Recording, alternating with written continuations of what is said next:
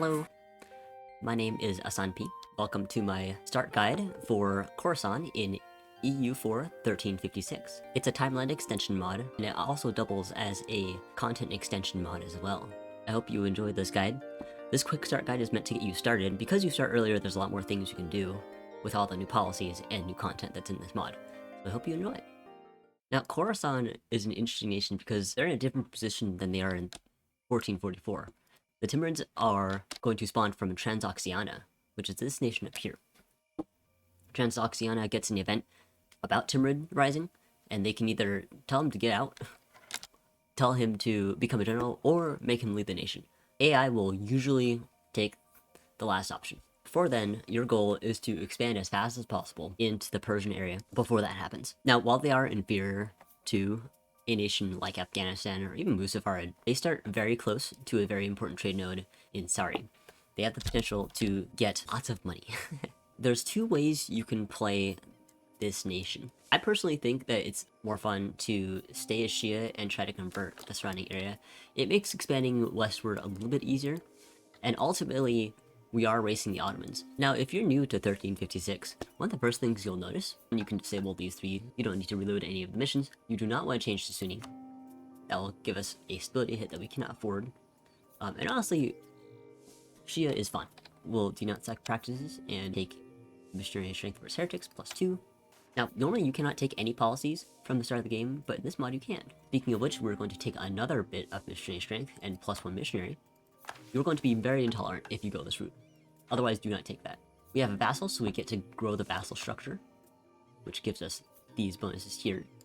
And finally, you can either take cavalry cost, I personally recommend fort defense, or general cost. I'm going to take general cost because the fort defense is not essential right now. We can do state policies. If you're going the religious route, I recommend taking all of the religious ideas you can here. Establish religious schools, grant local resident. You can choose to try to go mystic and go for the less aggressive expansion, but because we are a Shia, we want to do less shock damage received. The Persian culture group is large. I recommend religious culture. With a large culture group, you take religious culture. Religious diplomats, expansion strategy is really good because we are Shia and we are technically against other heretics and heathens. Morale is always good. Forced unity of faith. This will help you convert very, very fast. Now with the emirs, we cannot get strong duchies yet, but as soon as you can, take it, because this gives you very good bonuses towards handling your subjects. The only one you want is the strong duchies, and then you can take the emir's integration policy. If you're confident in keeping this vassal happy, you can take this. It brings him up to 30, but that's okay, because there's another bonus we can get later. For the Merchant Guild, if you were going a religious tolerance, this would be where you take the Encourage Interfaith Dialogue, where you get +3 tolerance to heathens and heretics. Otherwise, you can take control of monetary policy. If you really want, you can wait to get this after you stability up, because this does increase your cost of all power by 5%. It's not too big of a deal, I just take because I'm lazy. So you can take that now or you can take that later. Patron of the Arch is also good. I wouldn't recommend it yet because we are a bit poor. And always remember, you can do indebted to the Merchants Guild for cheaper loans, but we don't need that right now. And you don't want to do anything with the 𝕸𝖚𝖚 unless you're going the religious tolerance route, in which case you can guarantee rights, and obviously we summon Diet and seize land. I don't recommend selling tiles yet because we are sitting at 30. Take whichever one is good to you. Now we can invite a scholar. I personally like to go with Zaidi instead, and we'll convert provinces as well. Doesn't matter which ones you start with, I just sort by unity. Now, this lets us do Khorasan leadership. Because we are starting at the beginning of the game and we are not under vassalage of the Timurids, we immediately get this huge claim. This gives us claim over the entirety of southern Iran. Move on to the second part of this start, which is getting in a general and having maximum force. Delete your cavalry. You don't need it. Go up to 8. Take a general. Taxation policy. Procreation costs reduced. We don't have enough money to get any advisors. You're going to rival whoever you seem fit. In this case, I think 𝕁𝖆𝖈 and Herat are fine rivals. Your next goal is to ally the Jalayirids as soon as you can. You also want to ally the Eretinids. This is going to be a bit harder. I found to expedite the process, you can scornfully insult whoever else is rivaled. The Ottomans are usually not able to expand as well as they are in the vanilla game. And in fact, the Retinids are really going to play an important role in keeping that from happening as well. Make sure to send a diplomat to improve with them. I would also recommend getting another ally besides that. Usually Baluchistan is pretty willing to ally, but it depends who your rivals are. Asterabad will claim these two provinces if you mark it as important. Tehran and Sari are both pretty important trade nodes.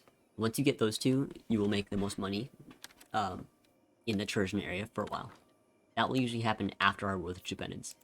Claim lands that Asterabad is around, especially Sari and Amol.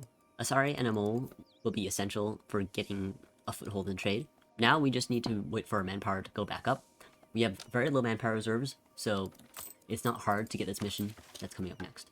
In the meantime, while you're waiting, you can fabricate claims on the Chupenids. We got an error and we're starting to convert our provinces. You can do this really fast from the start of the game because it's cheap and it also does not take long. Alright, we are now at 60% manpower. I don't know math. And we got another bunch of claims. These are all permanent claims. You are expected to conquer all of this by the game. Herat is going to be the hardest one. Muzzafarid is easy because you have the Jalayirids. Once they conquer 𝕁𝖊𝖚, they can march in and help you take this. Be advised, they will try to take the Fars area because they get missions to do that too. So you just have to hope to get your cores back and some of the southern stuff. The important thing is that you get all the Persian area. Persian area is the richest one. And Hormuz is not that important anyway because the trade node does not flow up into Persia, or flows into Basra. So don't feel too bad if you don't take southern Iran. You can fabricate a claim by now. Fabricate on Tehran. It's the only one you need. I found in my experience, it's best to wait until they attack one of these minor OPMs here. So we're going to wait on that. And remember, if you manage to conquer a lot, most or all of these areas, you get even more claims. All of the Khorasan tree is just getting free claims. They may start out weak, but their free claims that are permanent over a lot of Persia are very powerful. Alright, and now because you are fully Shia now, and you have 100% unity, you can go ahead and stability up. Again, it is 105 because we have the control of monetary policy, so that's fine. Also, you lose the enforced unity of faith because you have unity of faith.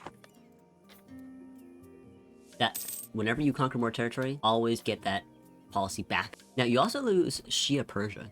This modifier will come back. At this point, you could probably early attack Masran if they don't have any allies. In this case, they don't. This is an easy war to take Sari. Keep in mind that if you attack them on this port, it is a mountain. Because we have a disciplined general that I just hired, you will win this fight, but otherwise try to attack them on Sari or on Golestan. Now, because the Chupenids are attacking Mazdaran, we are presented with the unique option of actually vassalizing them and calling in the Jalayirids to help punch down on the Chupenids. Now, normally I would recommend force vassalizing Mazdaran to call in the Jalayirids, but the Jalayirids are dealing with their own crap right now. So we're just going to simply do this. Fabricate right away on Gilan and Rasht. Every time, Ardabil will always hate you, no matter what you do. It's just important that you don't rival them, because they are always going to ally with the Jalayirids.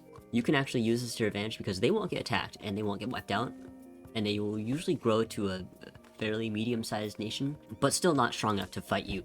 Unfortunately, your course in this game is mostly determined by what the Jalayirids are doing at this point. Because they are such a strong nation that's so close to you, you're greatly influenced by what decisions they do. Early on, they always attack Luristan, because Luristan rarely gets good allies. Chupenids just declared war on Gilan. That's good for us, because that means we can declare war on them as well. Fortunately, they allied Asanpi, but I think that's going to be fine. If you're really not confident in your ability to fight them, you can call in the Jalayirids and promise them land. It's not terrible if you give them 1 or 2 promises. Just be sure that you don't take too much yourself, so they don't complain.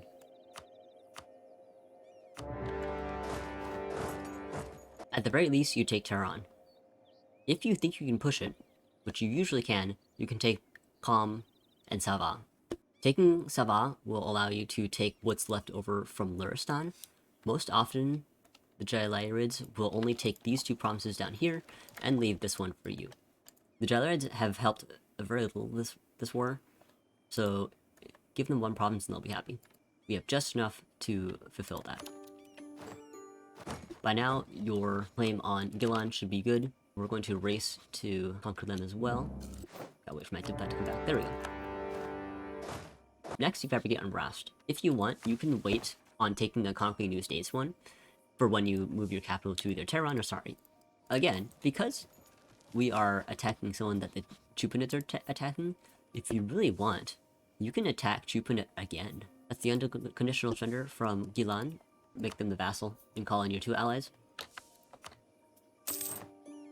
And then you get a free war with your rival again. Now normally I would take agricultural hamlets for your government reform, but because we are in such a strong trade area, Persia, we're going to take urban centers instead. Alright, and again, we're giving 1 province to Jalayirid and 4 provinces to ourselves. The Gref's expansion is not too terrible. We have now doubled the size of our country by 1369. After this, really it's a lot easier because your main rival is now dead. They have 2 provinces at most. Now your main goal is to make sure the Jalayirids don't go too crazy with their conquest. They're going to take 𝕁 after they do that to clear around Muzzafarid and Herat, while using the Jalayirids as your big mighty sword to conquer the rest of Persia. I hope you enjoyed this guide. This is the 1356 mod. You can find it on the Steam Workshop, which I will link in the description. I'll see you next time. Bye.